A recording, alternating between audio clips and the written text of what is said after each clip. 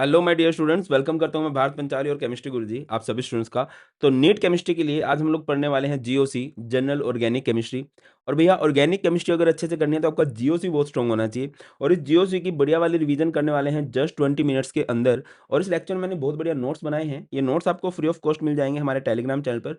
धैर्य अकेडमी के नाम से हमारा टेलीग्राम पर चैनल है। ऑलरेडी 1000+ स्टूडेंट्स इसको ज्वाइन कर चुके हैं, तो आप लोग भी ज्वाइन कर लीजिए, लिंक आपको डिस्क्रिप्शन में मिल जाएगा। स्टार्ट करते हैं।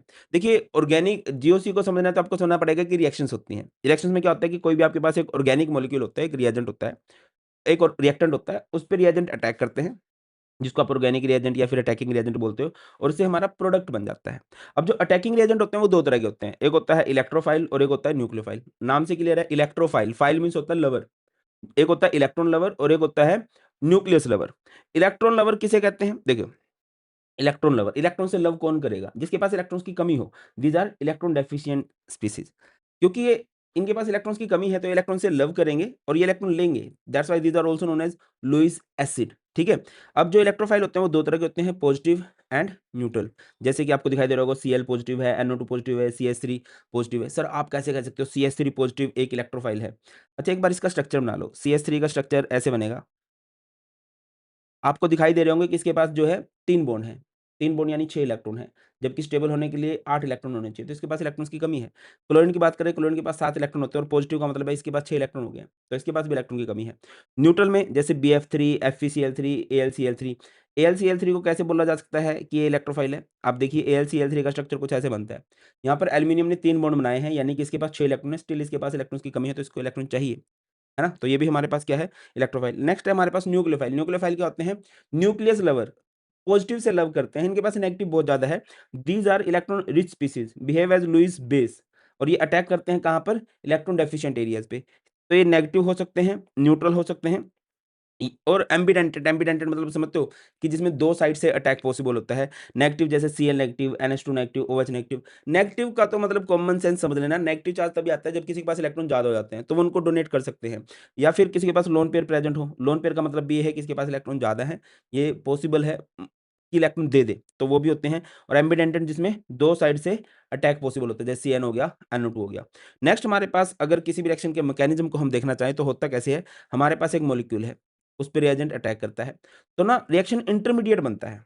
इंटरमीडिएट का मतलब होता है जैसे फ़िल्म की स्टार्टिंग में, फ़िल्म की एंडिंग और बीच में इंटरवल आता है ना, वैसे ही इंटरमीडिएट होता है। Something formed during the course of reaction. और फिर इंटरमीडिएट दोबारा किस में बनाता है? प्रोडक्ट में कन्वर्ट हो जाता है। ये जो इंटरमीडिएट होता है वेरी शॉर्ट लिव्ड होता है, बहुत थोड़ी देर के लिए रिएक्शंस के अंदर आता है, हाईली रिएक्टिव होता है और वेरी अनस्टेबल होता है। आगे मूव करें तो ऑर्गेनिक केमिस्ट्री को बहुत अच्छे से समझने के लिए ज़रूरी है बॉन्ड फिजन को समझना। देखो यार ऑर्गेनिक मॉलिक्यूल में कोवैलेंट बॉन्ड होता है ना? और इस बॉन्ड की फिजन होती है। अब बॉन्ड की फिजन 2 तरीके से हो सकती है, एक होती है होमोलिटिक फिजन और एक होती है हेटेरोलिटिक फिजन। होमोलिटिक नाम से ही क्लियर है कि सेम इलेक्ट्रोनेगेटिविटी है या ऑलमोस्ट सेम इलेक्ट्रोनेगेटिव है, और इस तरह से बॉन्ड का फिजन हुआ है कि इलेक्ट्रॉन बॉन्डेड एटम के पास चले जाएँ, है ना? Such fission in which bond pair is equally distributed in between respective atoms, है ना? और यहाँ पर जो बनते हैं ये ऑड इलेक्ट्रॉन दिखाई देता है और इन ऑड इलेक्ट्रॉन वाले एटम्स को बोलते हैं फ्री रेडिकल। आगे मूव करते हैं, एक होता है हेटेरोलिटिक फिजन। हेटेरोलिटिक नाम से क्लियर है कि बराबर सा इलेक्ट्रॉन का बँटवारा नहीं हुआ है। उनमें से एक एटम ज़्यादा इलेक्ट्रोनेगेटिव होगा तो इलेक्ट्रॉन उसकी तरफ चले जाएँगे। Such fission in which bond pair is completely transferred towards one of them. तो जैसे ये है वन ऑफ द एटम, जैसे कि ये है, मान के चलते हैं ये ग्रुप ज़्यादा इलेक्ट्रोनेगेटिव है, ये पॉसिबल है कार्बन ज़्यादा इलेक्ट्रोनेगेटिव है, तो दोनों इलेक्ट्रॉन को कोई ग्रुप या कार्बन लेके चला जाएगा। अगर मान के चलो ये जो G नाम का कोई ग्रुप है ज़्यादा इलेक्ट्रोनेगेटिव हो, तो इलेक्ट्रॉन को छीन लेगा, इस पे नेगेटिव चार्ज आएगा और इस कार्बन पे आएगा पॉजिटिव चार्ज। कार्बन पे पॉजिटिव चार्ज को बोला जाता है कार्बोकैटायन। और मान के चलो कि ये कार्बन ज़्यादा इलेक्ट्रोनेगेटिव हो, तो ये कार्बन इलेक्ट्रॉन्स को अपनी तरफ छीन लेगा, इसके पास इलेक्ट्रॉन्स आ जाएँगे, तो ये हमारे पास बन जाएगा कार्बो अनायन। कार्बन पे नेगेटिव चार्ज जब आ जाता है तो उसको बोलते हैं कार्बो अनायन। आगे मूव करते हैं, जो रिएक्शन इंटरमीडिएट है, जो रिएक्शंस के बीच में बनते हैं, क्या-क्या बन सकता है? कार्बोकैटायन बन सकता है, कार्बन आयन बन सकता है, फ्री रेडिकल हो सकते हैं, कार्बीन्स हो सकते हैं। तो सबसे पहले बात करते हैं फ्री रेडिकल्स की। क्या होते हैं? These are the product of homolysis and contain an odd electron. अभी बताया था ना, फ्री रेडिकल कब बनते हैं? जब भी बॉन्ड का होमोलिटिक फिजन होगा। है ना? तो दोनों एटम के पास एक-एक इलेक्ट्रॉन आएगा, जैसे Cl का हो जाए। अच्छा, फ्री रेडिकल बनाने के लिए ना आपको शक्तियों की ज़रूरत पड़ती है और वो शक्ति हीट से आ सकती है, वो शक्ति सनलाइट से आ सकती है। तो यहाँ पर सनलाइट आएगी और यहाँ पर हमारे पास क्लोरीन के फ्री रेडिकल बन गए। इनकी हाइब्रिडाइजेशन sp2 होती है, देख लेना sp2 हाइब्रिडाइजेशन होती है। H डॉट हो गया, CH3 डॉट हो गया, Br डॉट हो गया या फिर Cl डॉट हो गया, तो ये सारे के सारे हमारे पास क्या हैं? फ्री रेडिकल्स होते हैं भाई। आगे मूव करते हैं कार्बोकटायन, नाम से क्लियर है कार्बोकटायन जब कार्बन में पॉजिटिव चार्ज आता है, बनता कैसे है? By hydrolytic fission. जैसे ये था ना CH3Cl, Cl ज़्यादा इलेक्ट्रोनेगेटिव है तो Cl इलेक्ट्रॉन को छीन के ले जाएगा, CH3 पे कौन सा चार्ज आएगा? पॉजिटिव। ये इलेक्ट्रॉन डेफिशिएंट होते हैं तो इनको इलेक्ट्रॉन डोनेटिंग ग्रुप अच्छे लगते हैं। जैसे कि इसके पास इधर 1 इलेक्ट्रॉन डोनेटिंग ग्रुप है, इसके पास 2 इलेक्ट्रॉन डोनेटिंग ग्रुप है, इसके पास 3 इलेक्ट्रॉन डोनेटिंग ग्रुप है। तो यहाँ से अगर मैं आपसे पूछूँ सबसे ज़्यादा स्टेबल कौन-सा होगा?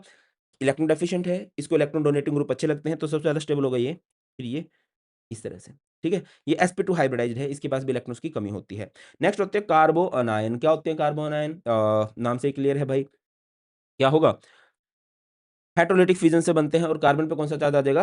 नेगेटिव चार्ज आ जाएगा, है ना? अब कार्बन पे नेगेटिव मैंने बताया, नेगेटिव चार्ज का मतलब होता है कि इसके पास एक्सेस में आ चुके हैं, दूसरे एटम के इलेक्ट्रॉन आए हैं, ठीक है? तो ये इलेक्ट्रॉन रिच होते हैं, तो अगर यहाँ पर इलेक्ट्रॉन डोनेटिंग ग्रुप होंगे तो इसको अनस्टेबल करेंगे। तो यहाँ पर रिएक्टिविटी का ऑर्डर क्या होगा? जितने ज़्यादा इलेक्ट्रॉन डोनेटिंग ग्रुप उतना अनस्टेबल, तो सबसे ज़्यादा स्टेबल होगा ये, स्टेबिलिटी का ऑर्डर ये होगा। और ये जो कार्बन आयन होते हैं sp3 हाइब्रिडाइज्ड होते हैं। नेक्स्ट होता है कार्बीन, कार्बीन किसे कहा जाता है? Carbon with 2 bond pair and a lone pair. जब एक कार्बन के पास क्या हो जाए? 2 बॉन्ड पेयर हो जाए और 1 लोन पेयर हो जाए। जैसे कि ये CH2CO है, इसको आप ब्रेक डाउन कर दो, तो ये ब्रेक डाउन हो जाएगा। यहाँ पे कार्बन की इलेक्ट्रॉन एक्टिविटी सेम है। तो इस तरह से इस CH2 के पास क्या है? 2 हाइड्रोजन हो जाएँगे इस कार्बन के पास और 1 लोन पेयर हो जाएगा। तो इसको क्या बोल देंगे? कार्बन बोल देंगे और इसकी हाइब्रिडाइजेशन क्या है? sp2। आई होप सबको पता है हाइब्रिडाइजेशन कैसे पता चलती है? केमिकल बॉन्डिंग में किया होगा। कैसे पता चलती है हाइब्रिडाइजेशन भाई? Bond pair plus lone pair is hybridisation. 2 bond pair हैं इसके पास, 1 लोन पेयर है, ठीक है? आगे मूव करते हैं, नेक्स्ट हमारे पास होते हैं भैया इलेक्ट्रॉनिक इफ़ेक्ट। जो मेन बच्चे जीओसी समझते हैं, वो समझते हैं इलेक्ट्रॉनिक इफ़ेक्ट्स को। तो कई तरह के इलेक्ट्रॉनिक इफ़ेक्ट हैं, जैसे inductive effect, resonance, hyper conjugation, sorry for background noise, electromagnetic effect. Repeat कर रहा हूँ, inductive effect, resonance, hyper conjugation and electromagnetic effect. तो सबसे पहले है हमारे पास इंडक्टिव इफ़ेक्ट। इंडक्टिव इफ़ेक्ट क्या होता है? Shifting of shared pair of electron in polar covalent bond, और ये एक परमानेंट बॉन्ड होता है। क्या होता है कि आपके जो सिग्मा इलेक्ट्रॉन्स होते हैं, वो थोड़ा-थोड़ा शिफ्ट करते हैं। 2 तरह का होता है इंडक्टिव इफेक्ट, एक होता है प्लस आई इफेक्ट, एक होता है minus I effect. Plus I effect कब आता है? जब इलेक्ट्रॉन डोनेटिंग ग्रुप लगा हो to the end of chain, और माइनस आई इफेक्ट कब आता है? जब इलेक्ट्रॉन विथड्रॉइंग ग्रुप लगा हो to the end of chain. जैसे कि इलेक्ट्रॉन डोनेटिंग ग्रुप लगा हुआ है ना? तो अब नाम से ही क्लियर है कि थोड़ा-सा डोनेट करेगा तो इसपे हल्का-सा पॉजिटिव चार्ज आएगा। इसके पड़ोसी पे डेल नेगेटिव, इसके दूसरे पड़ोसी पे डबल डेल नेगेटिव, तीसरे पड़ोसी पे ट्रिपल डेल नेगेटिव। और सिमिलरली अगर कोई इलेक्ट्रॉन विथड्रॉइंग ग्रुप लगा है तो इट मीन्स वो इलेक्ट्रॉन को खींचेगा तो उसपे हल्का-सा नेगेटिव चार्ज आएगा और बाजू वालों पे हल्का-सा positive, double del positive, triple del positive, इस तरह से। अगर मैं ऑर्डर की बात करूँ, प्लस आई इफ़ेक्ट के ऑर्डर का मतलब इलेक्ट्रॉन डोनेटिंग ग्रुप की स्ट्रेंथ की बात करूँ, तो टर्शियरी अल्काइल ग्रुप होते हैं, उससे कम सेकेंडरी अल्काइल ग्रुप, फिर प्राइमरी अल्काइल ग्रुप और सबसे कम होते हैं CH3। और माइनस आई इफ़ेक्ट के ऑर्डर की बात करूँ तो NF3 भी होता है, then NO2, CN, SO3H, CHO, CO, COOH, FCl, Bri, इस तरह से ये ऑर्डर रहता है। इंडक्टिव इफ़ेक्ट से फ़ायदा क्या होता है? याद रखिए, जो प्लस आई इफ़ेक्ट होता है वो इंक्रीज़ करता है स्टेबिलिटी ऑफ कार्बोकैटायन को, और जो माइनस आई इफ़ेक्ट होता है वो डिक्रीज़ करता है कार्बोकैटायन की स्टेबिलिटी को। इसके अलावा जो प्लस आई इफ़ेक्ट है वो बेसिक स्ट्रेंथ बढ़ाता है, और जो माइनस आई इफ़ेक्ट है, माइनस आई इफ़ेक्ट का मतलब क्या होता है कि इलेक्ट्रॉन विथड्रॉइंग ग्रुप, इलेक्ट्रॉन को विथड्रॉ करना किसकी बात होती है? एसिड की, याद है ना? एसिड किसे कहते हैं? एसिड कहा जाता है जो एक्सेप्ट करते हैं इलेक्ट्रॉन्स को। तो अगर माइनस आई इफ़ेक्ट है तो वहाँ पर एसिडिक स्ट्रेंथ बढ़ेगी। नेक्स्ट इफ़ेक्ट आता है हमारे पास इलेक्ट्रोमेरिक इफ़ेक्ट। इलेक्ट्रोमेरिक इफ़ेक्ट एक टेम्परेरी इफ़ेक्ट होता है। कहाँ पर ऑपरेट करता है? जैसे इंडक्टिव इफ़ेक्ट ऑपरेट करता है सैचुरेटेड हाइड्रोकार्बन्स में, सिंगल बॉन्डेड में। ये कहाँ पर काम करता है? अनसैचुरेटेड में, मतलब पाई बॉन्ड होगा वहाँ पे, डबल बॉन्ड होगा। In the presence of attacking reagent the 2 pi electron are completely transferred to any of one atom. समझिए, 2 तरह के इफ़ेक्ट होते हैं, plus E effect, minus E effect. इसको टेम्परेरी इफ़ेक्ट क्यों बोलते हैं? क्योंकि ये सिर्फ अटैकिंग रिएजेंट की प्रेजेंस में होगा। अगर अटैकिंग रिएजेंट नहीं है तो ये इफ़ेक्ट नहीं होने वाला। तो देखिए, जैसे कि ये हमारे पास एक अल्कीन है, आपने एक यहाँ पर अटैकिंग रिएजेंट लिया जिसपे पॉजिटिव चार्ज है, तो क्या हो जाएगा? इलेक्ट्रॉन शिफ्ट कर जाएँगे किसी भी एक तरफ। अब मान के चलो इलेक्ट्रॉन इधर शिफ्ट हुए तो इसपे पॉजिटिव चार्ज आएगा, इधर नेगेटिव चार्ज आएगा। आप खुद से बताओ, ये पॉजिटिव वाला अटैकिंग रिएजेंट किधर अटैक करेगा भाई? ऑब्वियसली जहाँ पर नेगेटिव है उधर अटैक कर जाएगा, ठीक है? और इसका ना पॉजिटिव चार्ज जो है वो खत्म हो जाएगा इसके बाद। इसके पॉजिटिव चार्ज को हम लोग खत्म कर देते हैं। अब नेक्स्ट हमारे पास है, जैसे कि है C डबल बॉन्ड O है, कार्बोनिल ग्रुप बोलते हैं इसको। कार्बन ऑक्सीजन में से ना ऑक्सीजन ज़्यादा इलेक्ट्रोनेगेटिव होता है, तो ऑक्सीजन ज़्यादा इलेक्ट्रोनेगेटिव है तो इस पे नेगेटिव चार्ज आएगा और इस पे आएगा पॉजिटिव चार्ज। सॉरी यार, ये मैसेज पता नहीं क्यों आ रहे हैं। तो ये न्यूक्लियोफाइल है, न्यूक्लियोफाइल मतलब न्यूक्लियस लवर, पॉजिटिव लवर। अब ये पॉजिटिव लवर किधर जाएगा? पॉजिटिव लवर ऑब्वियसली जाएगा पॉजिटिव पे, तो ये इधर अटैक करेगा। है ना? तो न्यूक्लियोफाइल इधर आया और यहाँ पर नेगेटिव चार्ज बना। नेक्स्ट हमारे पास आ जाती है हाइपर कंजुगेशन। हाइपर कंजुगेशन को हम लोग नो बॉन्ड रेजोनेंस या फिर बेकर-नाथन इफेक्ट भी बोलते हैं। इसमें क्या होता है कि सिग्मा इलेक्ट्रॉन आपके डिलोकलाइज़ होते हैं ऑफ एन अल्काइल ग्रुप, और जो अल्काइल ग्रुप है वो जुड़ा हुआ है एक एटम से, और वो एटम जुड़ा हुआ है एक अनसैचुरेटेड सिस्टम से। जैसे कि ये समझो, ये एक अनसैचुरेटेड सिस्टम है। इसके पास हमारे पास ये अल्काइल ग्रुप है। इसके जो सिग्मा इलेक्ट्रॉन्स हैं ये डिलोकलाइज़ हो जाएँगे। अभी आपने पढ़ा था इंडक्टिव इफेक्ट, उसमें सिग्मा इलेक्ट्रॉन शिफ्ट हो रहे थे, थोड़े-थोड़े से इधर-उधर चल रहे थे, इसमें पूरा डिलोकलाइज़ हो जाएँगे, अपनी जगह ही बदल लेंगे यार। क्यों बदलेंगे सर वो अपनी जगह? समझने की कोशिश करना। जैसे कि CH डबल बॉन्ड CH2 है, ये बॉन्ड इधर शिफ्ट कर गया, इस पे आ गया नेगेटिव चार्ज, इस पे आ गया पॉजिटिव चार्ज। पॉजिटिव चार्ज मतलब इलेक्ट्रॉन्स की कमी, इसको इलेक्ट्रॉन्स की ज़रूरत है। तो इसकी ज़रूरत कौन पूरा करेंगे भैया? ये। ये अल्काइल ग्रुप के हाइड्रोजन, है ना? इन्हें बोलते हैं अल्फा हाइड्रोजन। ये इसकी हेल्प कर सकता है, ये इसकी हेल्प कर सकता है, ये इसकी हेल्प कर सकता है। आप देखो मैंने इधर हेल्प करके भी दिखा रखी है भाई। इधर दिखाई दे रहा होगा कि अगर ये वाला हेल्प कर देगा, ये अपना बॉन्ड इधर शिफ्ट मार देगा, अपने सिग्मा बॉन्ड को इधर शिफ्ट मारेगा। पहले से ऑलरेडी इधर एक सिग्मा बॉन्ड था, तो पाई बॉन्ड बन गया, इसमें पॉजिटिव चार्ज आ गया। ये भी शिफ्ट कर सकता है और ये भी शिफ्ट कर सकता है। क्लियर? अब आगे बढ़ते हैं एप्लीकेशन ऑफ हाइपर कंजुगेशन। तो इससे आप स्टेबिलिटी ऑफ अल्कीन्स बता सकते हो, है ना? जितने ज़्यादा अल्फा हाइड्रोजन होंगे, उतने ज़्यादा हाइपर कंजुगेटिव स्ट्रक्चर होंगे और उतनी ही ज़्यादा स्टेबिलिटी होगी। जैसे यहाँ पर 12 अल्फा हाइड्रोजन है, यहाँ पर 9 अल्फा हाइड्रोजन है, इधर 6 अल्फा हाइड्रोजन है। तो जितने ज़्यादा अल्फा हाइड्रोजन, उतनी ज़्यादा स्ट्रक्चर, उतनी ज़्यादा स्टेबिलिटी। सिमिलरली कार्बोकेटाइन्स, कार्बोकेटाइन्स की स्टेबिलिटी भी कैसे डिसाइड होती है? अल्काइल ग्रुप से। More the alkyl group, more help होगी, और जितनी ज़्यादा हेल्प होगी, उतनी ज़्यादा स्टेबिलिटी होगी। तो जैसे कि यहाँ पर 3 अल्काइल ग्रुप हैं, इधर 2 अल्काइल ग्रुप हैं, इधर 1 अल्काइल ग्रुप है, तो सबसे ज़्यादा स्टेबल यही होने वाला है। आगे बढ़ते हैं। नेक्स्ट हमारे पास रहती है रेजोनेंस। रेजोनेंस ऑर्गेनिक केमिस्ट्री का मोस्ट इंपोर्टेंट इफेक्ट माना जाता है। When all the properties of a molecule can't be shown by a single structure. एक सिंगल स्ट्रक्चर से सारी प्रॉपर्टीज को एक्सप्लेन नहीं कर सकते, तो आप एक से ज्यादा स्ट्रक्चर बनाते हो, है ना? सो दैट कि आप सारी प्रॉपर्टीज को एक्सप्लेन कर सको। उन स्ट्रक्चर को बोला जाता है रेजोनेटिंग स्ट्रक्चर, और इस प्रोसेस को कहा जाता है रेजोनेंस। रेजोनेंस आपको कहाँ देखने को मिलेगी? जहां पर भी कंजुगेशन होगी। कंजुगेशन कुछ ऐसी कंडीशंस होती हैं, जैसे pi sigma pi, pi sigma lone pair, pi sigma positive, pi sigma negative, pi sigma free radical. देखो पाई बॉन्ड सब में आ रहा है, सिग्मा बॉन्ड सब में आ रहा है। आप उसके बाद देखो कुछ अजीब सी चीज़ है क्या? पाई सिग्मा के बाद अगर पाई बॉन्ड हो, लोन पेयर हो, पॉजिटिव चार्ज हो, नेगेटिव चार्ज हो, फ्री रेडिकल हो, तो यहाँ पर हमेशा कंजुगेशन होगी, यहाँ पर हमेशा रेजोनेंस होगी। ठीक है? अब 2 तरह की रेजोनेंस होती है, एक होती है पॉजिटिव रेजोनेंस, एक होती है नेगेटिव रेजोनेंस। अच्छा मुझे ये बताओ, क्या यहाँ पर आपको दिखाई दे रही है कंजुगेशन? देखो ना, पाई, सिग्मा, लोन पेयर, तो एक कंजुगेशन है। या फिर पाई, सिग्मा, पाई, ये भी एक कंजुगेशन है। तो कंजुगेशन जहाँ पर भी होगी, वहाँ पर रेजोनेंस होगी। तो एक होती है पॉजिटिव रेजोनेंस। पॉजिटिव रेजोनेंस कब होती है? जब इलेक्ट्रॉन डोनेटिंग ग्रुप लगा होगा, है ना? तो ये क्या करता है? प्लस आर इफेक्ट को प्रोड्यूस करता है, और इसकी वजह से क्या हो जाएगा? ऑर्थो एंड पैरा साइट पे इलेक्ट्रॉन डेंसिटी बढ़ जाएगी। आई होप सबको पता है कि ये बेंजीन होता है। यहाँ पे ग्रुप लगा होना एक नॉर्मल बात है। इसे बोलते हैं ऑर्थो पोजीशन, इसे बोलते हैं मेटा, और इसे बोलते हैं पैरा। पॉजिटिव रेजोनेंस की वजह से ऑर्थो एंड पैरा साइड पे इलेक्ट्रॉन डेंसिटी बढ़ जाती है, जिसकी वजह से अगर कोई इलेक्ट्रोफाइल आके अटैक करना चाहे, तो वो हमेशा ऑर्थो एंड पैरा पोजीशन पे ही अटैक करना चाहता है। ये क्या करते हैं? बेंजीन ग्रुप को, बेंजीन रिंग को एक्टिवेट कर देते हैं इलेक्ट्रोफिलिक सब्स्टिट्यूशन रिएक्शन की तरफ। कौन-कौन से इलेक्ट्रॉन डोनेटिंग ग्रुप है? OH, OR, OCOR, NH2, NHCOR। आगे है negative resonance. Negative resonance effect कब आएगा? जब इलेक्ट्रॉन विथड्रॉइंग ग्रुप लगे होंगे। तो ये बेंजीन रिंग को क्या करते हैं? डीएक्टिवेट करते हैं, जिससे कि ऑर्थो एंड पैरा साइड पे इलेक्ट्रॉन डेंसिटी खत्म हो जाती है। वैसे तो अटैक होगा नहीं, और अगर होगा तो मेटा पे अटैक होगा, है ना? कौन-कौन से होते हैं? COOH, COR, CHO, CN, NO2 होते हैं, ऐसे-ऐसे होते हैं। जैसे इधर ध्यान दीजिए, क्या यहाँ पर कंजुगेशन दिखाई दे रही है? पाई, सिग्मा, पाई, है ना कंजुगेशन? ऑक्सीजन ज़्यादा इलेक्ट्रॉन है, इस पे नेगेटिव आ जाएगा, इसके पॉजिटिव को खत्म करने के लिए बॉन्ड शिफ्ट होएगा। फिर इधर पॉजिटिव आएगा, इस पॉजिटिव को खत्म करने के लिए पाई बॉन्ड चलेगा, जिससे इस कार्बन में पॉजिटिव चार्ज आ जाएगा। इस पॉजिटिव को खत्म करने के लिए पाई बॉन्ड आगे। इस तरह से इलेक्ट्रॉन डिलोकलाइज़ होते रहते हैं। अब क्या डिफरेंस है रेजोनेंस में और नो बॉन्ड रेजोनेंस में, या बेकर-नाथन इफेक्ट में, हाइपर कंजुगेशन में? रेजोनेंस में पाई इलेक्ट्रॉन डिलोकलाइज़ होते हैं, रेजोनेंस में पाई इलेक्ट्रॉन चलते हैं, और हाइपर कंजुगेशन में सिग्मा इलेक्ट्रॉन डिलोकलाइज़ होते हैं। याद रखिए, more the electron donating group, more is basic strength, more the electron withdrawing group, more is acidic strength. चलिए, जीओसी के लास्ट पोर्शन को डिस्कस करते हैं, और यहाँ पर हमारे पास ऑर्गेनिक रिएक्शंस होती हैं। 4 तरह के ऑर्गेनिक रिएक्शंस होती हैं: substitution reaction, addition reaction, elimination reaction and rearrangement reaction. सबसे पहले बात करते हैं सब्स्टिट्यूशन रिएक्शन की। नाम से क्लियर है, किसमें सब्स्टिट्यूशन होगा? एक एटम को रिप्लेस कर देगा कोई दूसरा एटम। सब्स्टिट्यूशन 3 तरह का होगा: इलेक्ट्रोफिलिक सब्स्टिट्यूशन, जब कोई इलेक्ट्रोफाइल रिप्लेसमेंट करवा रहा हो; न्यूक्लियोफिलिक सब्स्टिट्यूशन, जब कोई न्यूक्लियोफाइल रिप्लेसमेंट करा रहा हो; फ्री रेडिकल सब्स्टिट्यूशन, जब कोई फ्री रेडिकल सब्स्टिट्यूशन करवा रहा होगा।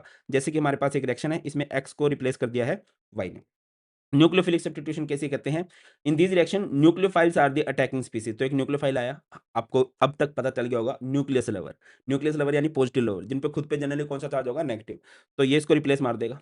इलेक्ट्रोफिलिक सब्स्टिट्यूशन जनरली बेंजीन में देखने को मिलती है। कोई इलेक्ट्रोफाइल आएगा, इलेक्ट्रॉन लवर आएगा, जिस पे खुद पे इलेक्ट्रॉन की कमी है, इलेक्ट्रॉन डेफिशिएंट है। जैसे Cl पॉजिटिव नाम का इलेक्ट्रोफाइल आ गया, इसने अटैक कर दिया।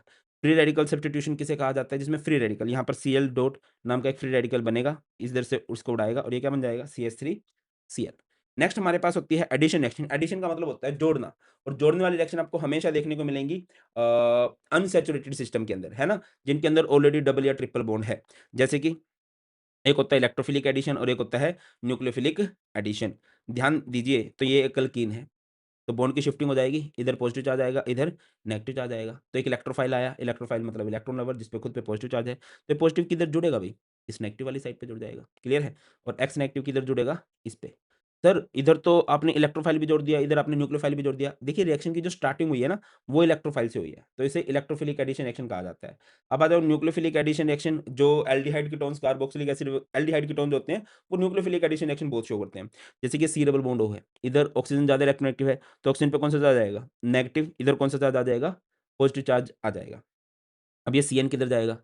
न्यूक्लियोफिलिक एडिशन, है ना? तो क्या होगा? एक न्यूक्लियोफाइल, न्यूक्लियस लवर आएगा, इधर आके जुड़ जाएगा।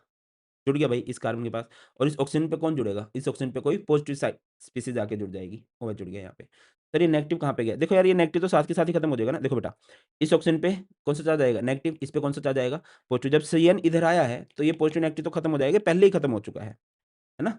अब ये H जो आएगा, इसको भी खत्म कर देगा। इसको बोलते हैं साइनोहाइड्रिन बोल दिया जाता है।